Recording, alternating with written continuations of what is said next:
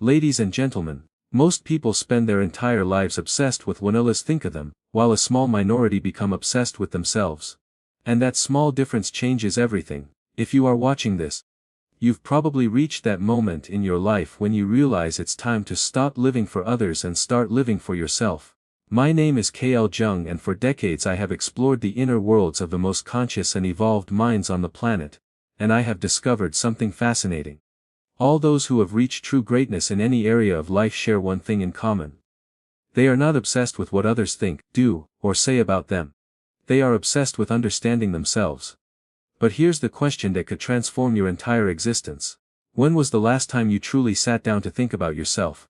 Not your problems, not your responsibilities, not what others expect from you, but you. Who you really are, what you genuinely desire, the person you are becoming with every passing day. The truth is that most of us have spent so much time worrying about others that we've lost connection with ourselves. And that disconnection is precisely what keeps us trapped in lives that don't belong to us, in jobs that don't inspire us, in relationships that don't nourish us, and in an existence that feels more like survival than a full meaningful life. But today that can change. I'm going to show you how to become obsessed with yourself in a way that is not selfish, but essential. A way that not only transforms your life but allows you to serve the world with far more authenticity and power. Let me tell you about a moment that changed my perspective forever. I was in my early 30s feeling completely lost. I had failed several times and I was sitting alone in my small apartment surrounded by the echo of disappointment. I had spent years trying to impress others, following the advice of people who hadn't achieved what I desired, living according to the expectations of my family, my culture, my society. That night, I asked myself a question that shattered everything. If I didn't have to impress anyone, not even one person, what would I do? For the first time in years I was silent. I didn't have an answer because I had completely lost the connection with myself.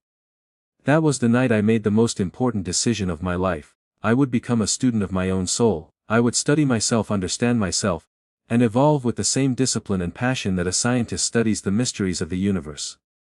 That inner decision, that conscious obsession with self-knowledge was what carried me from confusion to clarity, from failure to the expansion of consciousness that later inspired thousands. But here's what I want you to understand. Being obsessed with yourself doesn't mean being narcissistic or self-centered. It means becoming the best version of yourself so that you can serve life from abundance, not from emptiness.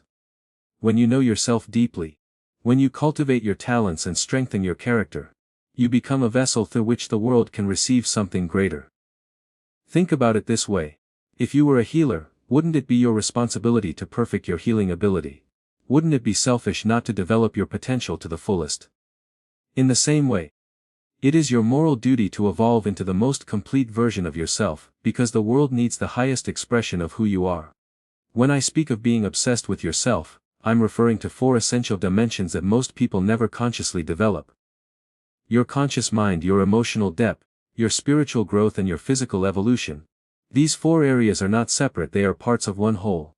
When developed in harmony, they create a powerful inner alchemy that transforms every aspect of your life. Let's begin with your conscious mind. Most people allow their minds to become battlegrounds for random thoughts, external opinions, and mental noise. But those who master life treat their minds as sacred ground. They feed them consciously, exercise them, and direct them toward meaningful goals. Each morning before exposing your mind to the outside world, you should nourish it with your own chosen input. Read something that expands you. Listen to something that uplifts you. Reflect on what truly matters. That deliberate discipline is not a coincidence. It's a conscious act of self-possession. Have you noticed how most people start their day? They immediately check their phones, read the news, scroll through social media, surrendering control of their minds to external forces from the very first minute. And then they wonder why they feel anxious, distracted, and lost. A healthy obsession with yourself means you decide what enters your mind. You choose the ideas you focus on, the voices you listen to, the images you consume, because your mind is the soil where your entire life grows. I once met a man who felt completely drained. He told me, "I feel like my life doesn't belong to me. I spend every day responding to the demands of others, solving problems that aren't mine, living according to priorities that aren't mine. By the end of the day, I had no energy left for what truly matters to me." I asked him, "How much time each day do you spend thinking about your own life?" He looked confused. "What do you mean?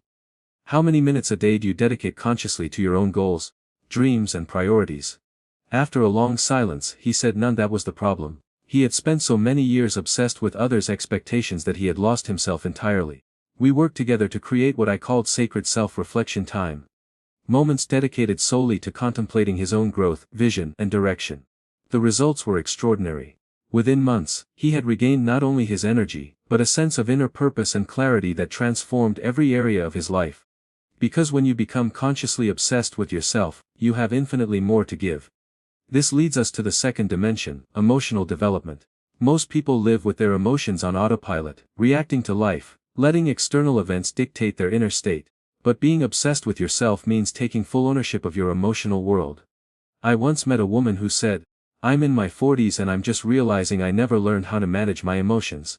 I spend days feeling anxious or frustrated and I don't even know why." I told her something I want you to remember. Your emotions are not something that happens to you. They are something you create. Every emotion is the result of the meaning you give to what happens around you. And those meanings can be transformed consciously. A healthy obsession with yourself means observing your emotional patterns as a scientist would study a natural phenomenon without judgment, with curiosity, with honesty. Because when you learn to understand your emotions, you stop being their prisoner and become their master. And that is where your real transformation begins. What situations trigger your negative emotions? What specific thoughts arise right before your moments of anxiety or frustration? What strategies truly work to shift your emotional state? Personally, I've developed what I call my emotional toolkit. These are deliberate inner strategies I use whenever I need to shift my emotional state quickly. For example, when frustration surfaces, I immediately ask myself this question. What can I learn from this situation that will make me stronger or wiser? This single question instantly shifts my focus from victimhood to the role of the learner. From resistance to curiosity. Have you ever thought about that? Most people spend more time learning how to use their phones than learning how to manage their own emotions. They study the manual for their car, but they never study the manual for their own mind and heart. And then they wonder why they feel emotionally out of control. Obsessing over yourself means becoming an expert in your own emotional mechanics. It means consciously observing which thoughts and activity they fuel, which ones drain you. It means developing daily rituals that nourish your emotional well-being, not as a luxury, but as a non-negotiable priority. For example, I've learned that I need at least 20 minutes of absolute silence every day to stay emotionally balanced. No phone, no music, no conversation, just me and my thoughts. In the beginning I felt guilty for wasting this time, but eventually, I understood that this space didn't just enhance my emotional state. It made me more productive, more creative, and more fully present in every interaction. The third dimension of becoming truly obsessed with yourself is spiritual growth. And when I say spiritual, I don't necessarily mean religion, though it may include it. I'm talking about your connection to something greater than your immediate problems, to your deeper purpose, to the values that truly guide your life. I vividly remember a conversation with a successful entrepreneur years ago. He had everything society calls success: money, recognition, a thriving business. But he told me something I've never forgotten. He said, "I've achieved everything I thought I wanted, but every morning I wake up feeling empty, like I'm acting in a play I never wrote." So I asked him, when was the last time you felt connected to something that truly matters beyond material success? He didn't have an answer. He had become so obsessed with external goals that he had lost connection with his inner purpose. Obsessing over yourself includes asking over and over again, why am I here? What is my unique contribution to the world? Which values genuinely matter to me? Not the ones others say I should value, but the ones that truly resonate in my heart. These are not questions you answer once and forget, they are questions you revisit constantly as you evolve and grow. Personally, I set aside time every week to reflect on these fundamental questions, not because I lack clarity about my purpose, but because that clarity must be renewed and deepened over time. One of the most powerful realizations you can have is that your spiritual life, your sense of purpose and meaning, is not separate from your practical life. On the contrary, when spiritual clarity is present, every practical decision becomes easier and more precise. You know which opportunities to pursue and which ones to let go. You know where to invest your time and energy. You know which relationships to nurture and which ones to release. Imagine how your life would change if every major decision you made from a deep clarity about who you are and why you are here. Instead of making choices out of fear, social pressure, or other people's expectations, you'd act from your authentic center. That is the difference between truly living your life and living the life others expect of you. The fourth dimension of becoming fully committed to yourself is your physical evolution. And this is where many people disconnect because they associate taking care of their bodies with vanity or superficiality. But the truth is exactly the opposite. Your body is the vehicle through which you experience everything else in life. If that vehicle isn't working properly, everything else is affected. Let me be direct with you. You cannot have a rich emotional, mental, and spiritual life if your physical body is neglected. Physical energy is the foundation of every other kind of energy. When your body feels strong, vital, and healthy, your mind becomes sharper, your emotions more stable, and your spiritual connection deeper. Personally, I treat my exercise routine and my nutrition with the same seriousness I give to any meaningful commitment in my life. Not as something I do when I have time, but as a fundamental priority. At 80 years old, I have more energy than many people half my age because I've made physical health a constructive obsession for decades. But here's what I want you to understand. Becoming deeply committed to your physical health is not about achieving some external standard of beauty or fitness. It's about honoring the only body you have, maximizing your vitality and energy so you can fully contribute to the world. Imagine what would happen if you began treating your body like the sacred temple it is. If you became obsessed with giving it the fuel it needs to function at its best. If you develop daily rituals that honor your physical well-being not as a burden, but as an investment in everything you want to achieve in life. Now, let's talk about the resistance you'll face when you begin this process of becoming truly committed to yourself. Because to be completely honest with you, not everyone will understand or support this transformation. Some people in your life have grown comfortable with the version of you that prioritizes everyone else's needs. When you begin to set boundaries, to say no to things that don't align with your priorities, and to invest time in your personal growth, resistance will inevitably arise. Some people won't understand. I remember when I first started implementing my morning routines dedicated to self-development, my then wife asked me, "Isn't it a little selfish to spend so much time focused on yourself when there are so many other things that need attention?" It was a fair question, one that made me reflect deeply. I explained something that I want you to understand as well. When you become constructively obsessed with yourself, you don't become unavailable to others, you become far more valuable to them. When you consciously work on your mental, emotional, spiritual, and physical development, you have infinitely more to offer in every relationship and responsibility. Carl Jung often reminded us that one cannot touch the soul of another without first discovering their own. It's like the oxygen mask analogy on airplanes. You're told to put your mask on first. Not because you are more important than your child, but because if you can't breathe, you won't be able to help anyone else. In the same way, if you don't invest in your own growth and well-being, you will eventually have nothing real left to offer others. The resistance will also come from your own conditioned mind. We carry years, sometimes decades of programming that teaches us that focusing on ourselves is selfish, that good people always put others first, and that taking care of our own needs is somehow morally inferior. But think of it this way.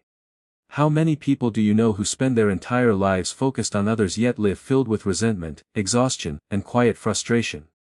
How many people have sacrificed so much of themselves for others that they no longer even know who they are?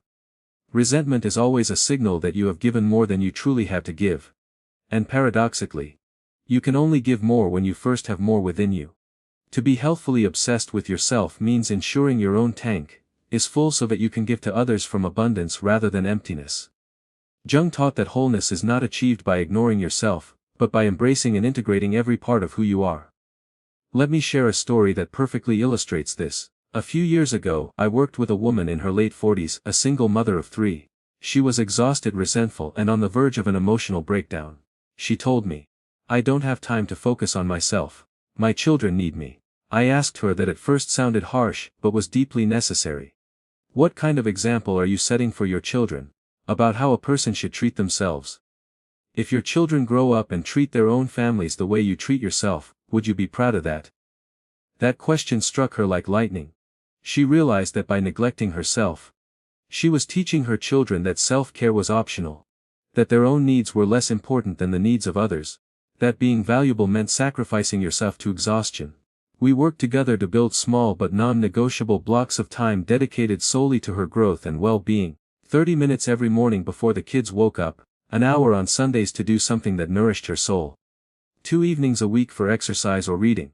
And what happened was remarkable. She became more patient, more present, and more energetic, not just as a mother, but as a human being. Her children began to respect her in a new way. They saw that their mother valued herself, and that taught them to value themselves too. Her healthy self-focus didn't make her selfish, it made her stronger, wiser, and more loving. Now, let's talk about how to cultivate this constructive self-devotion in your own life. The first and most important practice is what I call the sacred hour. It's a period of time each day, ideally at the same time, that you dedicate entirely to your personal development. It's not time for work problems, not time for family plans, not time for chores. It's sacred time meant only for you. During this hour, you might read books that feed your mind, meditate to strengthen your spiritual connection, exercise to energize your body, or simply reflect on your goals and dreams. The key is consistency and ownership. This time belongs to you alone. When I began this practice decades ago, I chose the early morning. I woke up an hour earlier than usual to read, plan my day, and reconnect with myself. It was difficult at first. My body wanted to stay in bed. My mind told me I had more urgent things to do. But I persisted, and that single hour became the foundation of all the success that followed. Think about how you can apply this in your own life. It doesn't have to be a full hour. Start with 30 minutes or even 15. What matters is consistency and intention. You are declaring to yourself and to the universe that you are worthy of time, devoted solely to your evolution. The second strategy is what I call the regular life audit. Once a week, take a moment to consciously review how you're investing your time and energy.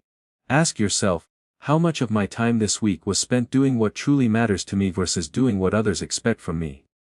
Carl Jung would say that the path to individuation, the process of becoming your truest self, requires brutal honesty. This reflection is not about judgment. It's about awareness. Because once you become aware, you can no longer live unconsciously. You begin to reclaim your life piece by piece, choice by choice, moment by moment. And that in the end is the true art of living. Not losing yourself in the demands of others, but finding yourself so completely that everything you give flows from a place of wholeness. How much time have I truly invested in my personal growth? In which moments did I feel most alive, most authentic? This is not a practice meant for self-judgment or guilt.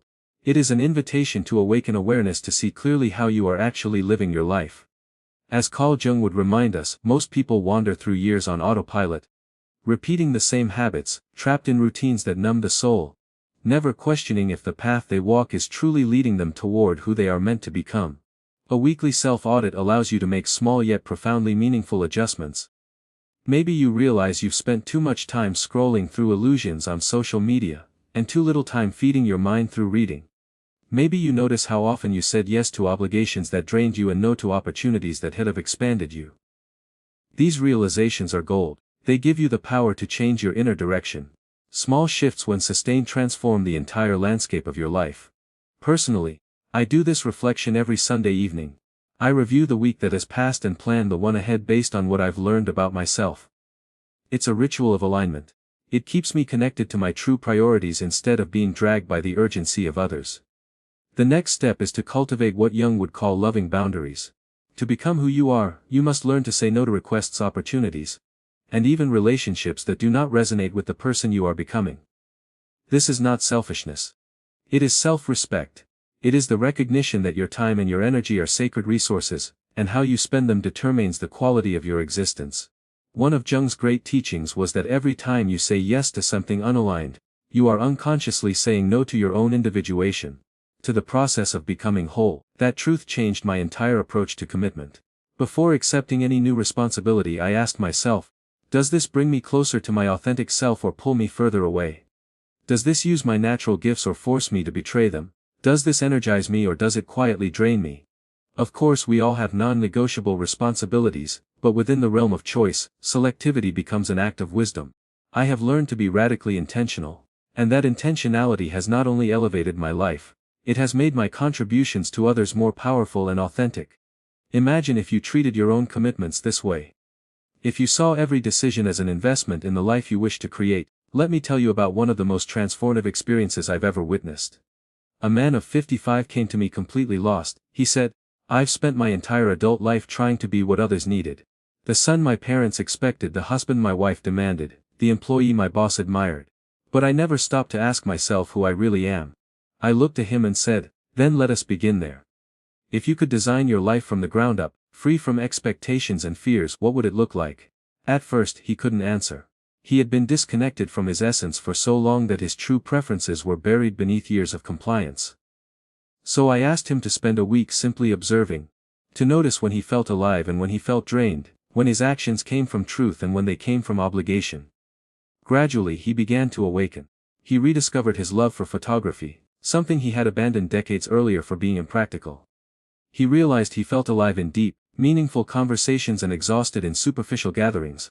He saw that creativity and autonomy were his core values, yet his career offered neither. The transformation was not sudden, but it was profound. He began taking small but consistent steps, picking up his camera again, seeking genuine connections, and reshaping his work to reflect more of his creative spirit. Most importantly, he began making choices rooted in his own values, not in the borrowed expectations of others. 2 years later, he sent me a photograph. He was unrecognizable, not in appearance but in energy. His eyes held a spark that had long been missing. He wrote, "For the first time in decades, I feel like I am living my life, not playing a role in someone else's story." That is the power of constructive self-obsession, not narcissism, but self-realization. It is not about becoming self-centered. It is about becoming centered in the self, the true self that Jung spoke of, the one that connects you to the wholeness of life itself. Because when you align with who you truly are, you stop merely existing and begin to live with purpose. Now, as we reach the end of this reflection, I want to leave you with both a challenge and a promise. The challenge is this. Begin today, not tomorrow, not next week, not when you have time. Dedicate at least 15 minutes to nurturing your own evolution. Read something that enriches your mind. Do something that strengthens your body. Reflect on something that nourishes your soul. And the promise: if you commit to this constructive self-obsession every day, your life will transform in ways you cannot yet imagine. You will cultivate a deep, unshakable confidence that no longer depends on external validation. You will begin making decisions from clarity, not confusion. You will form relationships of greater depth because you will finally relate to others from your authentic self instead of a mask. And most importantly, you will stop living the life that others designed for you and start creating the life that your soul has been waiting to live. That is the difference between merely existing and truly living. If this message has offered you even a single insight that expands your vision, make sure to subscribe and activate the notifications. Choose to become your own priority, not out of vanity, but out of love. Love for yourself and love for the potential contribution you hold within you. Decide now. Act today. Your future self will thank you forever.